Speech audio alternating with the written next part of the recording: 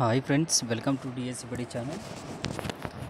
Friends, ఈ వీడియోలో మనం ఈరోజు జరిగిన morning and afternoon sessions APDSC యొక్క క్వశ్చన్ పేపర్స్ అనేది మనం డిస్కస్ చేసుకోబోతున్నాం. ఫ్రెండ్స్, వీడియో అయితే ఎక్కడ స్కిప్ చేయకుండా చూడండి. మీకు దీంట్లో కేవలం ఈ క్వశ్చన్ పేపర్ అనేది అవగాహన కోసం ఇలాంటి క్వశ్చన్స్ రావచ్చు, ఒకవేళ రిపీట్ కూడా అవ్వచ్చు మనకి. ఓకేనా ఫ్రెండ్స్, కంటెంట్లోకి వెళ్ళినట్టయితే ఏ రంగంలో శాంతి స్వరూప్ భట్నాగర్ అవార్డు ఇస్తారు? ఏ రంగంలో ఇస్తారంటే సైన్స్ అండ్ టెక్నాలజీలో ఇస్తారు. నెక్స్ట్, ప్రస్తుత ఇస్రో చైర్మన్ ఎవరని అడిగారు. ప్రస్తుతం ఇస్రో చైర్మన్ ఎవరంటే వి నారాయణ్. నెక్స్ట్ క్వశ్చన్, ప్రధానమంత్రి కిసాన్ సమ్మాన్ యోజన పథకం ద్వారా ఎంత లబ్ధి రైతులకు లభిస్తుంది అంటే సంవత్సరానికి 6,000 అండి. ఓకేనా, సంవత్సరానికి 6,000. అలాగే ఆంధ్రప్రదేశ్లో అయితే అన్నదాత సుఖీభవ కింద 14,000 అనేది రిలీజ్ చేయడం జరుగుతుంది రైతులకి. నెక్స్ట్, జలియన్వాలా బాగ్ దుర్ఘటన ఏ ప్రాంతంలో జరిగింది? నిన్న క్వశ్చన్ జలియన్ బాగ్ ఏ సంవత్సరంలో జరిగింది అన్నారు. ఈరోజు జలియన్ బాగ్ ఏ ప్రాంతంలో జరిగింది అని అడుగుతున్నారు. ఇది ఒకసారి క్లియర్గా చూసుకోండి. ఒకసారి చాలా 2-3 సార్లు రిపీట్ అవుతుంది ఎక్కువగా ఈ జలియన్వాలా బాగ్ అనే వాటి గురించి. ఇది ఏ ప్రాంతంలో జరిగిందంటే అమృత్సర్, పంజాబ్లోనే అమృత్సర్ అనే ప్రాంతంలో ఈ జలియన్వాలా బాగ్ దుర్ఘటన అనేది జరిగింది. నెక్స్ట్, రాష్ట్రపతుల గురించి మ్యాచ్ ద ఫాలోయింగ్ ఇచ్చి ఫస్ట్ ఎవరు, సెకండ్ ఎవరు అని మనకి ఫస్ట్, సెకండ్, థర్డ్, ఫోర్త్ ఇచ్చి నేమ్స్ అనేది ఇవ్వడం జరిగింది. ఇక్కడ నేను ఆర్డర్గా రాసాను చూడండి. First Rajendra Prasad, second Sarvepalli Radhakrishna, third వచ్చేసరికి జాకిర్ హుస్సేన్, ఫోర్త్ వివి గిరి అండి. ఇలాగ మనకి మ్యాచ్ ద ఫాలోయింగ్ ఇచ్చారు, ఫస్ట్ ఎవరు, సెకండ్ ఎవరు అని. ఓకేనా, ఒకసారి వీళ్ళ గురించి కూడా చూసుకోండి. అలాగే క్రికెట్ స్టేడియంస్ ఉంటాయి కదా, క్రికెట్ స్టేడియంస్ యొక్క పేర్లు సిటీస్ అంటే ఈ స్టేడియాలు ఏ సిటీలో ఉన్నాయి, ఒక పక్క సిటీస్ ఇచ్చి ఒక పక్క మనకి స్టేడియాల పేర్లు ఇచ్చి మ్యాచ్ ద ఫాలోయింగ్ అనేది ఇవ్వడం జరిగింది అని చెప్పారు. నెక్స్ట్ క్వశ్చన్, మాకొద్ది తెల్లదొరతనం రాసింది ఎవరు? బుక్ గురించి అయితే ఇచ్చారు. ఎవరు రాశారంటే గరిమెళ్ళ సత్యనారాయణ గారు బుక్ అనేది రాసిచ్చారు, మాకొద్ది తెల్లదొరతనం అని. నెక్స్ట్ క్వశ్చన్, పసిఫిక్ మహాసముద్రానికి పేరు ఎవరు పెట్టారని అడిగారు. ఫెర్డినాండ్ మాగెల్లన్. ఈయన 1520లో ఈ పేరు అనేది సూచించారు. ఈయన ఎవరంటే పోర్చుగీస్ నౌకాయాత్రికుడు. నెక్స్ట్, స్పోర్ట్స్ ట్రోఫీ గురించి అడిగారు. ఎలా అడిగారంటే క్వశ్చన్ ట్రోఫీల గురించి, ట్రోఫీలు ఇచ్చి అలాగే స్పోర్ట్స్ ఇచ్చి మనకి మ్యాచ్ ద ఫాలోయింగ్ అనే అలా ఇచ్చారని చెప్పారు. నెక్స్ట్, అలా స్పోర్ట్స్ గురించి కూడా చూసుకోండి, ట్రోఫీల గురించి కూడా ఒకసారి చూసుకోండి. అలాగే అటామిక్ రీసెర్చ్ ప్రయోగాలు జరిగే ప్రదేశం ఏది?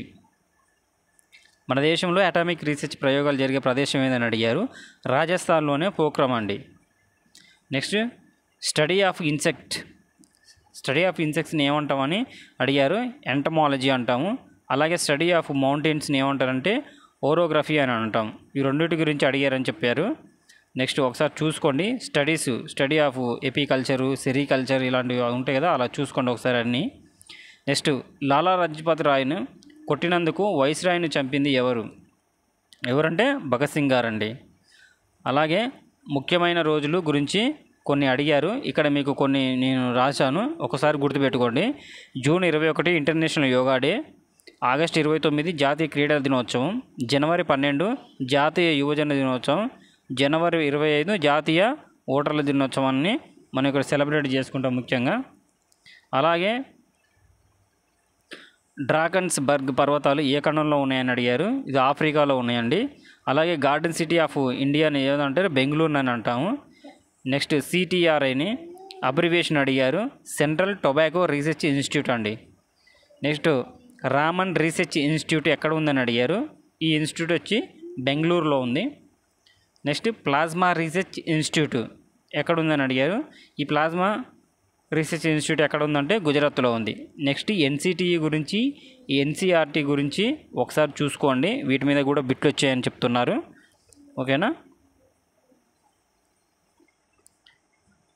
నెక్స్ట్ అయితే శ్రీనివాస రామానుజన్ గణితంలో అధిక ప్రజ్ఞ కలడు, ఆంగ్లంలో తక్కువ ప్రజ్ఞ కలదు. అయినా ఈ వ్యక్తి ఏమవుతుందంటే వ్యక్తి అంతర్గత భేదం అండి. అలాగే రాము సోములలో కవల పిల్లలు వారి మానసిక వయసు వరుసగా 10, 12 అయినా అని అడిగారు. ఇక్కడ సోము రాము కన్నా అధిక ప్రజ్ఞ గలవాడండి.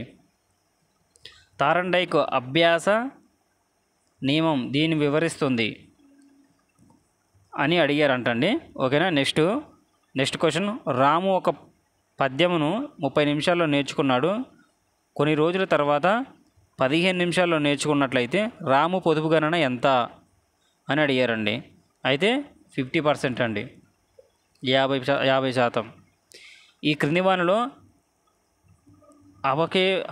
అప్రక్షేపణ పరీక్షను గుర్తించండి. అప్రక్షేపణ పరీక్షను గుర్తించని అడిగారు.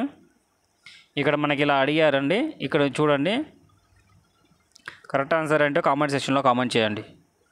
ఈ క్రింది వానిలో అసత్యమును గుర్తించండి. ఇక్కడ మనకేంది శాస్త్రీయ నిబంధనలు అలాగే మనకి శాస్త్రవేత్తలను ఇచ్చారు.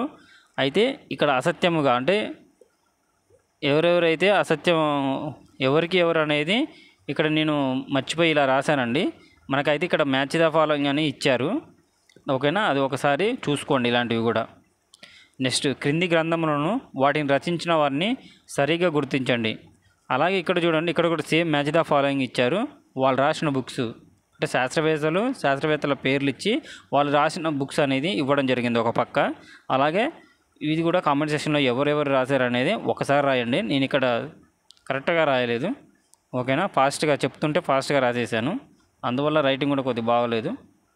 ఓకేనా. నెక్స్ట్, రాము మొదటి హిందీ చదవడం నేర్చుకున్నాడు. దానివల్ల సంస్కృతంను సులభంగా చదవగలిగాడు. అయినా ఇది ఏ బదలాయింపు కిందకి వస్తుందంటే అనుకూల బదలాయింపు కిందకి వస్తుంది. నెక్స్ట్, రాముకు ఉద్యోగం రాకపోవడంతో దాన్ని సమర్థించుకొనుటకు ఉద్యోగం వచ్చినా పెద్దగా ఉపయోగం లేదు అనటంలో ఉపయోగించే రక్షక తంత్రాల గురించి కంపల్సరీ ఒక బిట్ అయితే వస్తుందండి. ఒకసారి చూసుకోండి, చాలా ఈజీ ప్లస్ గుర్తుంచుకోండి.